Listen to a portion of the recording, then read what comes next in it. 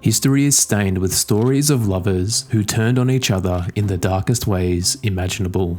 But none of those stories could prepare the world for the horrendous true story of Katherine Knight, a woman whose rage and cruelty pushed her far beyond the boundaries of sanity.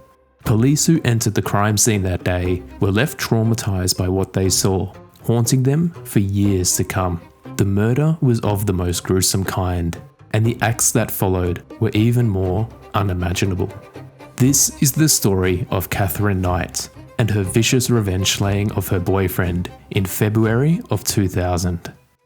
Katherine Knight was born half an hour after her twin sister Joy at Tenterfield Hospital in northwestern New South Wales on 24th of October 1955. Born to Barbara and Ken, Katherine would be one of their combined 8 children, not all of which were from the same relationship.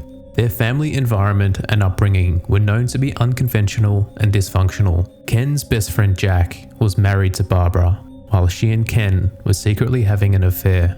Once word of the affair spread, the backlash from the community was immediate and unforgiving. The criticism became so intense that they were ultimately compelled to move to Moree in northern New South Wales to escape it. None of Barbara's 4 sons followed her, deciding to reside with their father and auntie. Katherine's father, Ken, was a transient abattoir slaughterman, applying his back-breaking trade in 12-hour shifts, wherever the work was to be found across New South Wales and Queensland. But outside of work, he was known to be a violent alcoholic who would force himself onto Barbara up to 10 times a day. Barbara, in retaliation, would openly share the details of her intimate life with her daughters, expressing her hatred for intimacy and men. During her childhood, Katherine would allege that she was frequently assaulted by several of her family members until she was aged 11. At a later point in her youth, Katherine complained to her mother about her partner wanting her to engage in an intimate act that she did not want to perform. Barbara advised her daughter to just endure it and stop complaining.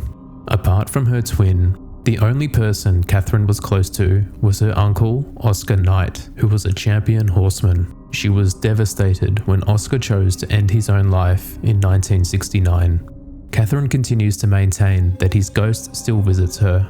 Later that same year, the family settled in Aberdeen, in New South Wales, where Ken was able to find steady work at the local abattoir. During school, Katherine was remembered by classmates as a loner and a bully who would often stand over her smaller classmates. She allegedly assaulted at least one boy at school with a weapon and was once injured by a teacher who was subsequently found to have acted in self-defense. When she was not enraged, she was seen as a model student who earned awards for her good behavior. She left school at the age of 15, having not learned to read or write.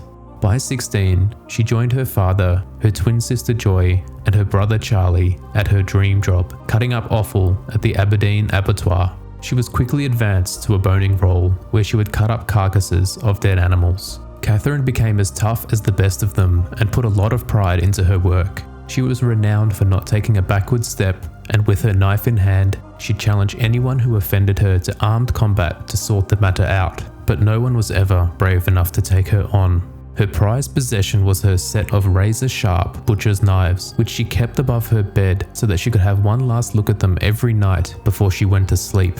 The residents of Aberdeen recalled that Katherine had a tendency to physically threaten anyone who angered her. This period in her life is widely believed to have played a major role in moulding the monster that Katherine Knight would eventually become. She would go on to have numerous marital and de facto relationships, but all proved to be unsatisfactory. In 1973, Katherine fell in love with 22-year-old truck driver David Kellett, and as soon as she turned 18, she moved in with him. By the following year, they married at her request. At their wedding, Katherine's mother Barbara offered David some stern advice about his new wife. She warned him to be cautious, stating that if he upset Katherine or cheated on her, that he would be in serious trouble. She indicated that Katherine had some unpredictable tendencies. David would later recount an event on their wedding night in which she choked him by grabbing his throat because of what she perceived to be the comparative inadequacy of his sexual performance. Later in their marriage, David would get a job with Katherine at the abattoir, where he was in charge of killing the pigs. From time to time, she would drop in and watch him at work dispatching the animals with a stun gun. Their marriage proved to be particularly violent. On one occasion, while heavily pregnant, Katherine burned all of David's clothing and shoes before hitting him across the back of the head with a frying pan, simply because he had arrived home late from a darts competition. In fear for his life, David fled their home before collapsing in a neighbor's house and was treated for a severely fractured skull, but he stayed with her, eventually having a daughter together in May of 1976. However, after the birth of their child, David was unable to cope with his wife's possessiveness and violent, moody behavior and left with another woman, moving to Queensland. A day after David left, Katherine was seen pushing her newborn baby in a pram down the main street, violently throwing the pram from side to side. She would be admitted to St. Elmo's Hospital in Tamworth, where she was diagnosed with postnatal depression. She spent several weeks recovering in the hospital before being released. But after being released, she walked down to the local train lines with her 2-month-old and left the infant in the middle of the tracks to be run over by the next train that came along. Fortunately, the child was rescued by a homeless man who was foraging along the train lines after he heard her cry, only minutes before the train passed. Later that same day, Katherine took an axe from a nearby backyard and began swinging it wildly above her head, threatening to kill several people. She was apprehended by police and was again taken to St. Elmo's Hospital, signing herself out the following day. And only a few days later, Katherine slashed the face of a woman with one of her butcher's knives, demanding that she drive her to Queensland to find David. The woman escaped after they stopped at a service station. However, by the time the police arrived, Katherine had taken a young boy hostage and was now threatening him with a knife. Police were able to disarm and arrest her, then admitting her to Morisset Psychiatric Hospital. Katherine told the nurses that she intended to kill the mechanic at the service station because he repaired David's car, which allowed him to flee. She would continue by telling the nurse that she also intended on killing David and his mother when she arrived in Queensland. When the police informed David of the incident, he left his new girlfriend and moved to Aberdeen with his mother to support Katherine. Katherine would be released a few months later into the care of her husband and mother-in-law.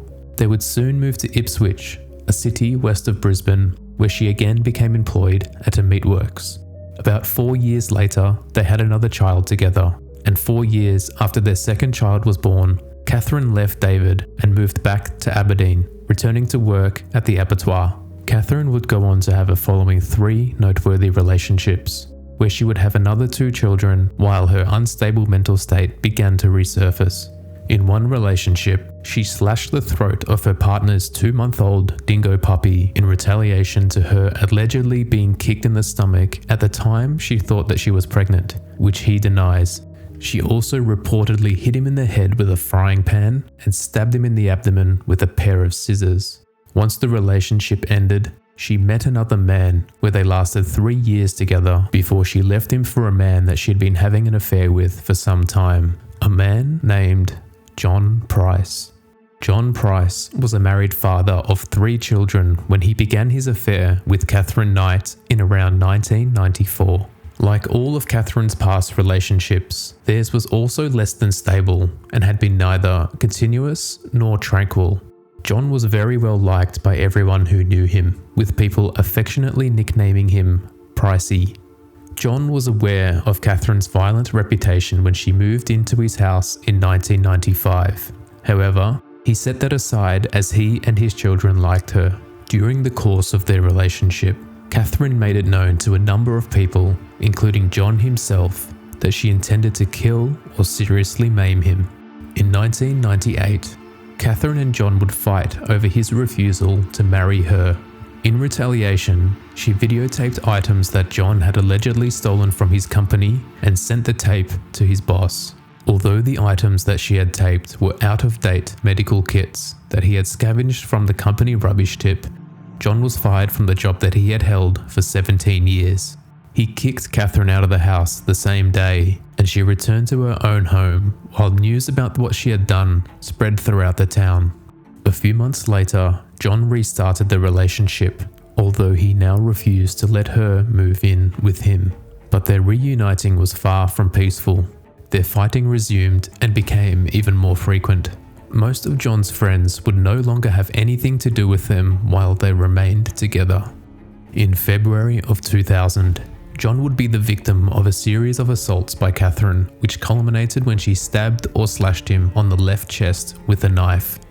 After an altercation between the pair on Sunday, 27th of February, he was finally fed up with her. The following day, John stopped at the Scone courthouse on his way to work and took out an apprehended violence order against Katherine. That afternoon, John told his co-workers that if he did not come into work the next day, it would be because Katherine had murdered him.